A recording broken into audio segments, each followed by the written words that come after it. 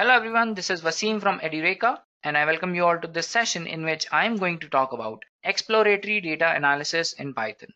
So let's take a look at the agenda for this session.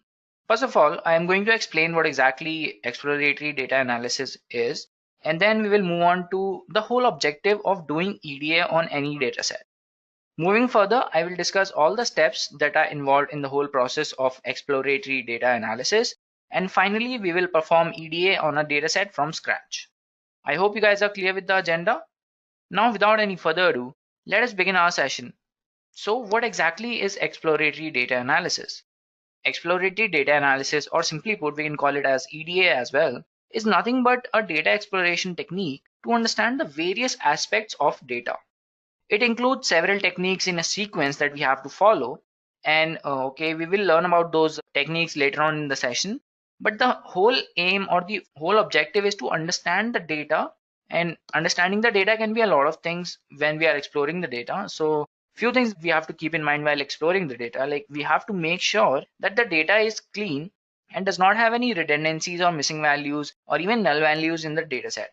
And we have to make sure that we identify the important variables in the dataset and remove all the unnecessary noise in the data that may actually hinder the accuracy of our conclusions when we work on model building.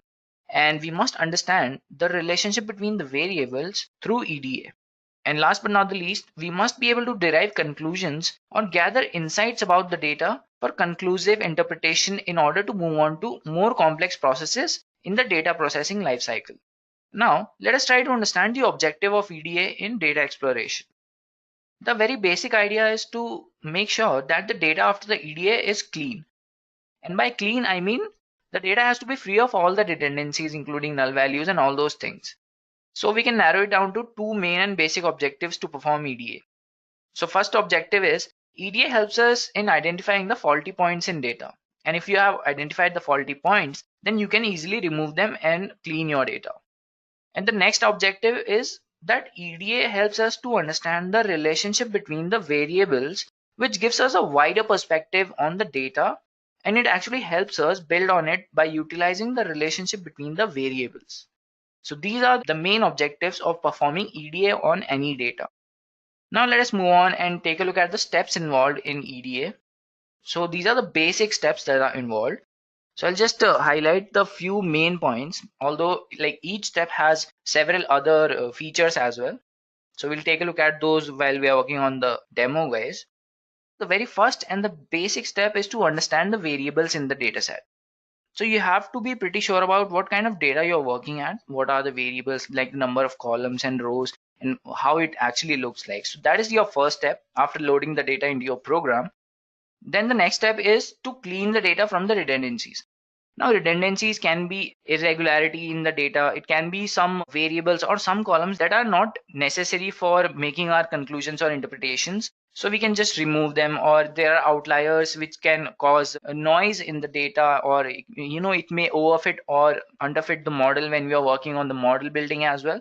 So this is the second step, guys. We have to clean the data in order to move forward. And last but not the least, we have to analyze the relationship between the variables. So let us move on to the fun part, guys. So what I will do now, I will jump right to Jupyter Notebook and we will work on a demo. I'm going to take a dataset from Kaggle and perform EDA on it.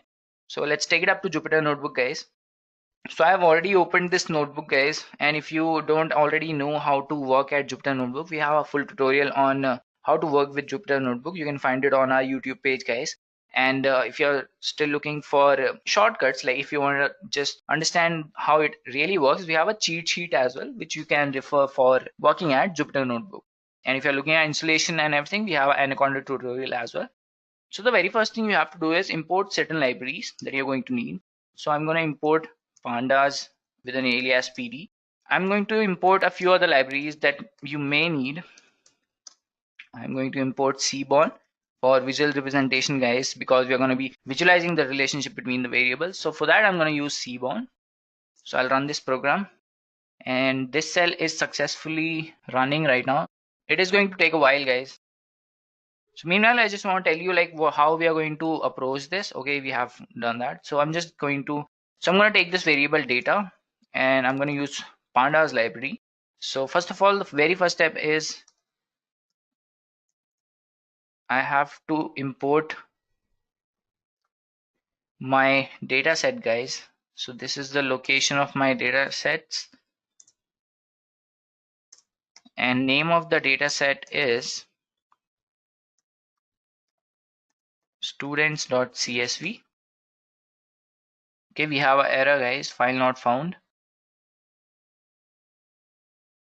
All right, so we have successfully imported our dataset into the program. So the very first step after you load the data into your program is you have to understand the data by understanding the variables inside your data. Okay, I'll just name it as first. So the very first step is understanding the data,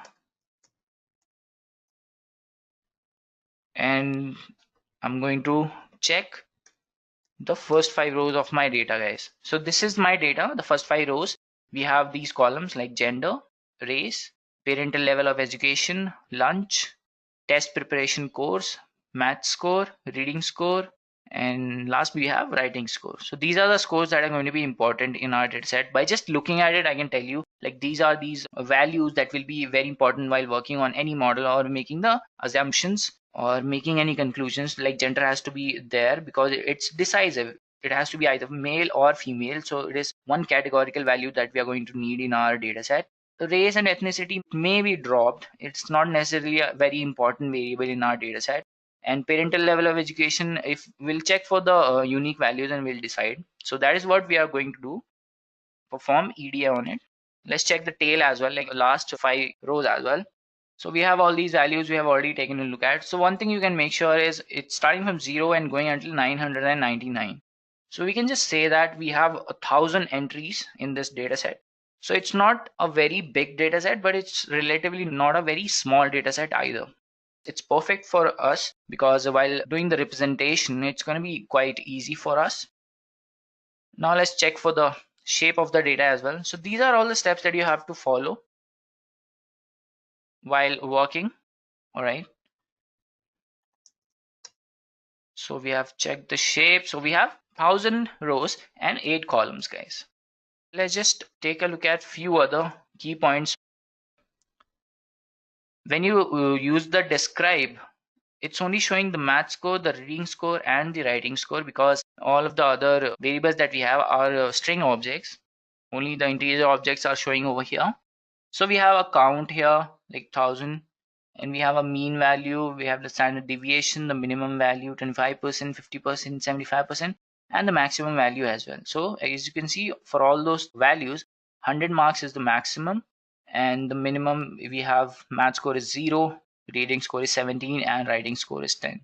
So all these values you can just get by describe method. After that, you can just check for columns and rows separately as well. So for that, you just have to write like data dot columns. All right, it's not callable. So we have gender, race, ethnicity, parental level of education, lunch, test preparation course, math score, reading score, and writing score. So we have completed none. Okay, so we'll just check for the n unique values, which is nothing but a function which returns a series with a number of distinct observations over requested access. So if we set the value of access to be 0, then it finds the total number of unique observations over the index access. So let's just check for the unique values. So guys, what we'll do now, we'll check for the unique values in our data, guys. So I'll just use n unique, and I've already told you what it does. So for all these columns, it's showing us the unique values. So for gender, we have 2 unique values, which is basically male and female. For race and ethnicity, we have 5 values. Parental level of education, we have 6 values. For lunch, we have 2 values. For test preparation course, we have 2 values. For math score, reading score, and writing score, we have quite a few unique values. From out of 0 to 100, we have scores of 77 unique values for writing score. For reading score, we have all those things. And if you want to check separately for any column, you can just write, let's say, gender, and we can just write unique, and it will show us the unique values inside that column, guys, so which is male and female. Similarly, if you want to check, let's say, for race and ethnicity, we can check. So we have group B, group C, group A, group D, and group A. For parental level of education also we can check.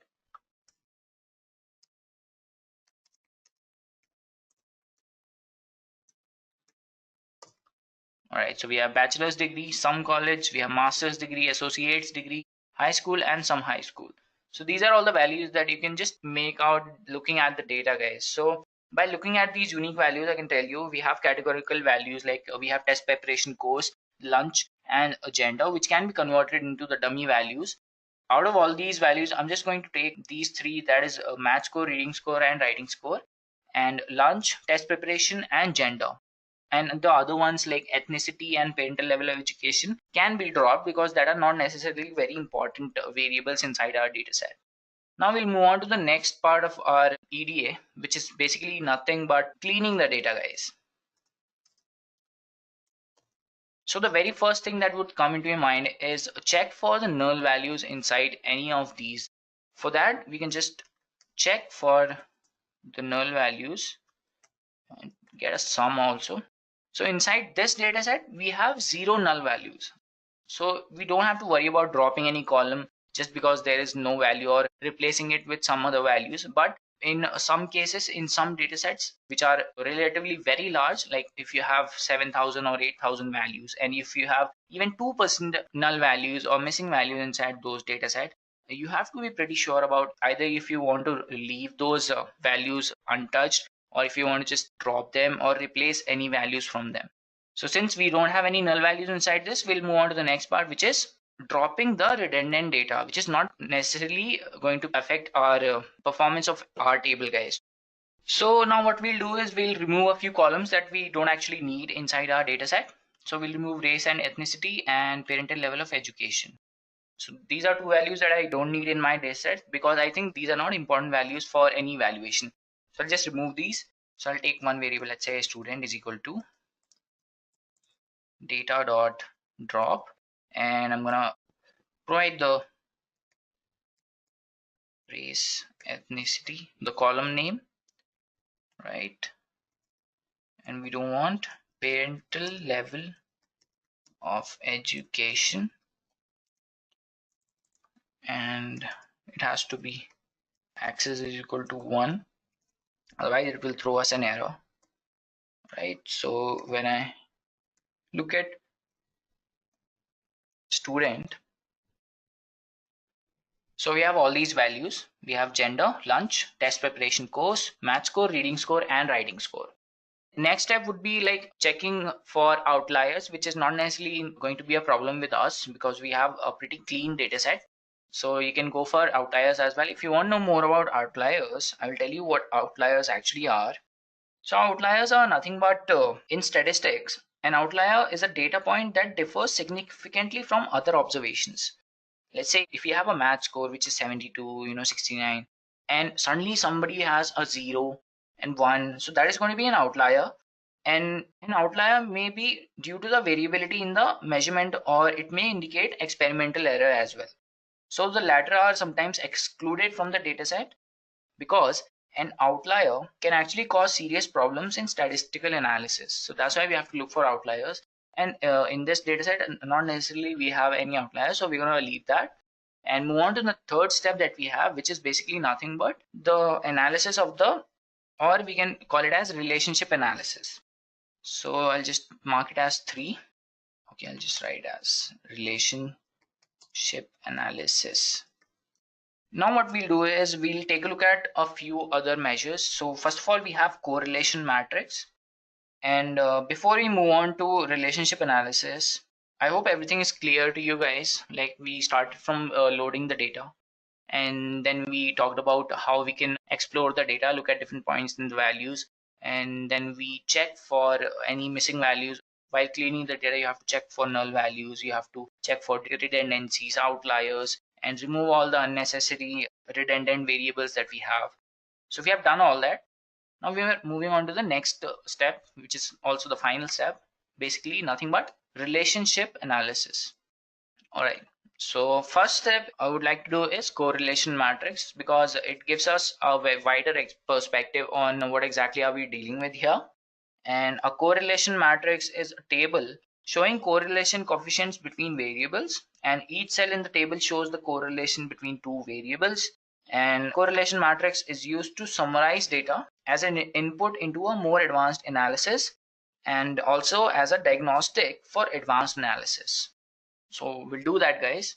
So we'll start with the relationship between the variables by looking at the correlation matrix. For that, I'm going to take one variable, let's say correlation, and I'm going to use my data, that is student, and I will take the coefficient, right? So we have no errors, guys. Now I'm going to put it inside a heat map, guys, using the SNS library that I have, or Seaborn library. SNS is basically the alias that I'm using for importing the library. So I'm going to use the heat map to actually show you what it looks like. And so we have xtech labels is equal to correlation columns, and then we have ytech labels is equal to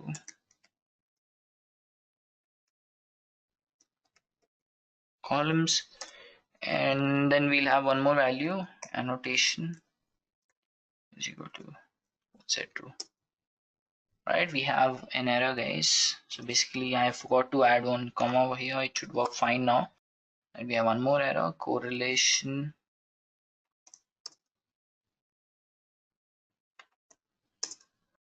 So this is our heat map, guys. So we have math score, reading score, and writing score.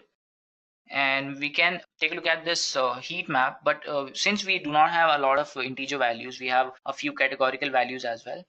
So it is not necessarily that defining for our data set, but if we change these to dummy values, we'll be able to get a specific value for these. So for writing score and let's say for math score, there is a variability of 0.8, and then we have a correlation. Almost everything is same here, so we'll not rely on this. We'll move on to the next step for our data set, guys. So we're gonna plot a few other plots. So there is one pair plot we can actually plot, guys. So I'll just plot it and then tell you what it is. So pair plot, on the other hand, is when you only want to visualize the relationship between two variables, where the variables can be continuous, categorical, or booleans as well. And pair plot is usually a grid of plots for each variable in your dataset. As you can see, we have a writing score, math score, and all these scores. So these are quite descriptive when you look at it. So all are in the increasing form, guys. This is also not quite decisive when we're taking a look at a conclusion, guys. So we'll move on to the next approach that we have, which is a scatter plot. So a scatter plot is a type of data display that shows the relationship between two numerical variables. Each member of a data set gets plotted as a point whose left parenthesis and right parenthesis coordinates relates to its values for the two variables. Okay, so I'm going to use the relation plot. Right, x has to be, let's say, math score. We'll take y as a reading score. We'll take the hue as gender.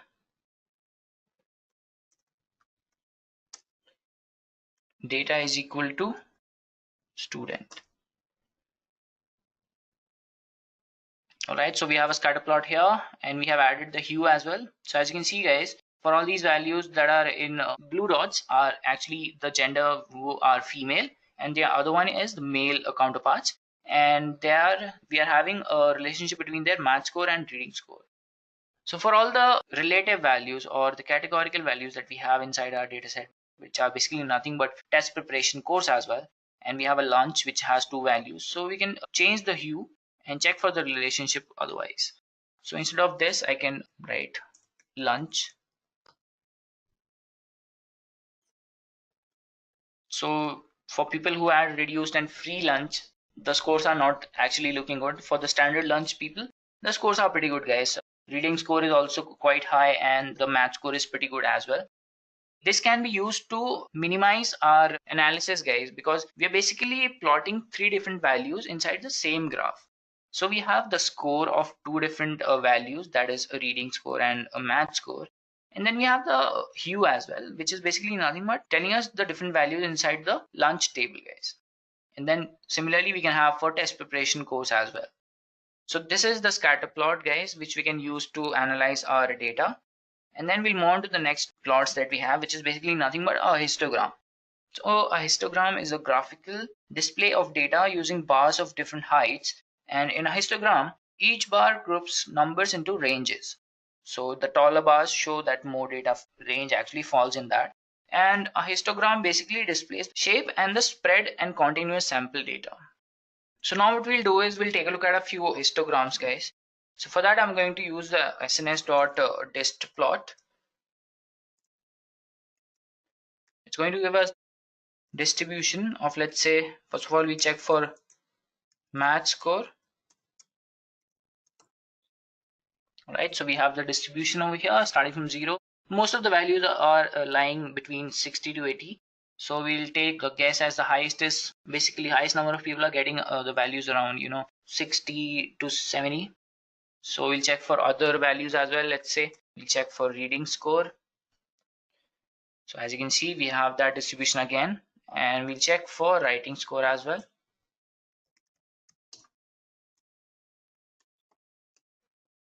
All right, so all these values we can check with the histogram, guys, and we can add bins as well. So we'll take the bins is equal to, let's say, 20, or we'll take the bins to be 5. So now you can clearly see the distribution because we have only 5 divisions over here. The most values are between the 60 to 80 column. So that is how you can use the histogram to analyze the relationship between or the relationship in your data set. Right, so there's one more plot that I want to talk about, which is nothing but, all right, we'll just take the relation plot again, or we'll just take the categorical plot, and inside this, let's say x is equal to, let's say, gender. We want the kind to be box, and data is equal to student. Right, box is not defined.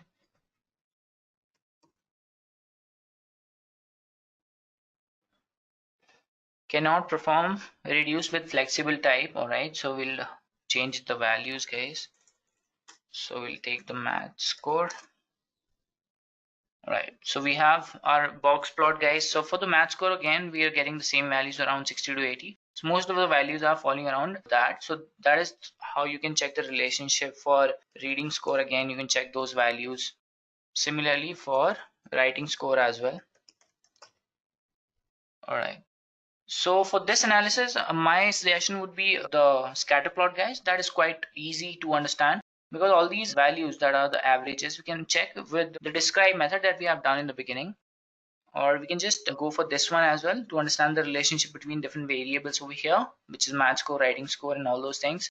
But in reality, we actually want the relationship between the gender and the math score. Let's say we want to check the lunch and the math score and the test preparation course and math score. For that, you're going to use the scatter plot that will just give you all the values that you actually need.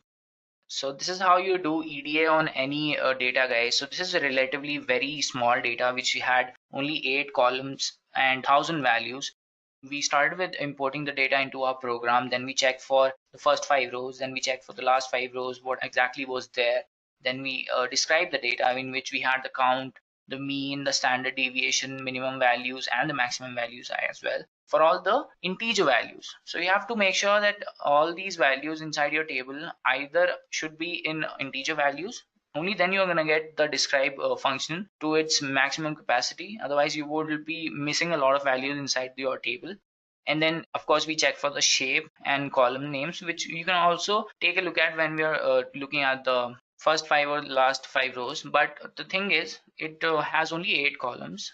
And sometimes a few data sets, like if you're working on stock prediction, there are at least 18, 19, or maybe 200 columns that has entries in that data set. So that is one thing you have to make sure that you are able to check the shape so that you'll be able to get it, like how many rows and how many columns that you actually have.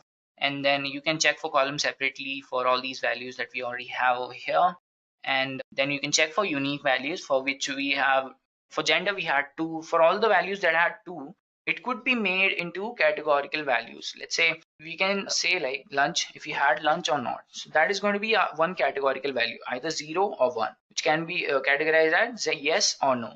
So we'll be able to convert it into integer values for computations. And similarly for gender, if it's a male or a female, we can change it to 0 and 1 as well. And for race and ethnicity, we had 5 and 6 values for parental level of education. That was quite a challenge. So we had to remove these redundancies later on in the session while cleaning the data. And for all these math score, reading score, and writing score are pretty important in our data set. So we had to keep those. And then we actually checked for unique values of different tables so that we can make out what exactly is necessary for our table or not. Then came the second part in which we cleaned the data. So we checked for the null values. Since we had no null values inside this data set that we had no problems into changing these values. So if you had any null values, let's say, you could have replaced them with drop any. So that should have just dropped the whole row from that table. And after that, you could have replaced the values from some other values. So let's say let's say we had a few null values inside the math score. So what we would do is we would take the average, or the mean value, which is 66, and put this value inside all those null values. So it wouldn't make a lot of difference because the mean is already 66. So that is one thing that we can do while we encounter the null values inside our data. And then basically we dropped two columns that we thought are redundant to our data into analyzing any reference. But we could have used these for visual analysis. I mean, understanding the relationship. For we can use parental level of education to determine how much marks a person is actually getting. So that is one thing we can use. So race and ethnicity does not really give any importance in our data, guys. It does not really manipulate anything in our data. It is just a column that we can actually drop. So we did that. After that, we took to relationship analysis. For that, we took a look at a correlation matrix. And for that, we had to calculate the correlation of the student data. And then we put it inside a heat map to check for the values. So we had not very conclusive analysis over here. So we moved to the next one, which is a pair plot. So pair plot also did the same thing, guys. So we had all these relationship between all these pair points that we had, which is a writing score, math score, and a reading score. And then the most efficient relationship analysis tool that we had found for our data is the scatter plot, guys. So we'll be able to make a few assumptions based on these, and this is quite important for us in this data, of course. And then we took a look at histogram to understand the distributions in our data, guys. And then we had used the box plot for doing the same. And after this, we can conclude a few things that we had looked into our data, guys. So for each step that we have performed over here, we can conclude one thing or the other. And the next step after this is model building, guys. So for that, you have to change a few things for your model as well. But that does not come under the EDA, guys. So let's say if you wanted to calculate or predict the gender of the person getting so and so marks in so and so column, then you would have to change a few values, like all these string values has to go and it should be converted into integer values or the dummy values like 0, 1 and all those things. And if you're looking for predictive analysis, we are going to make a tutorial on stock prediction program, guys. So hang in there. And now that we are done with this session, guys, I hope you're clear with what exactly is EDA, how we do it, and what is the objective of doing EDA on our data. Don't forget to subscribe to Edureka for more exciting tutorials and press the bell icon to get the latest updates on Edureka. And also check out Edureka's data science certification with Python program. The link is given in the description box below. And also take a look at the data science with Python full course. You'll find a lot of advantages of learning Python for data science. Stay tuned for more tutorials with us. Thank you and have a nice day.